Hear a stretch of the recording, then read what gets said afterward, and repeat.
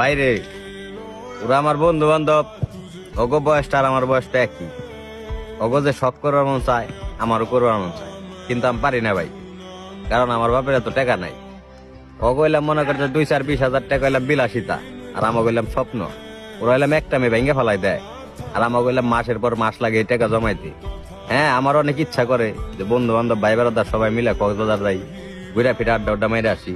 ওই ডেট পর্যন্ত আমি মনে করি যে আমার সীমাবদ্ধ। যখন নাকি বাসায় যাই, যখন নাকি ব্যাগ ট্যাগও গুছাইবার চাই না, তখন দেখে যখন ফ্যামিলির কথা ভাবি যে আমি যে 10-15 হাজার টাকা দিয়ে নিজের বিলাসিতা করুম, ওই টাকাটা তো জমাইতে আমার বাপের অনেক কষ্ট হয়। আর আমার বন্ধু বান্ধবের তো তা না।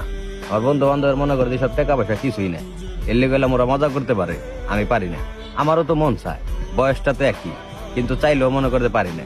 তো বাবা মার কষ্টের কথা যখন মনে পড়ে, তখন এলাম ভাই নিজের শখ গুলা মনে করে মাটিতে ফালাই দিই, মনের সান্ত্বনা দেই, আর আল্লাহর কাছে চাই যে আল্লাহ তুমি একদিন আমার টাকা পয়সা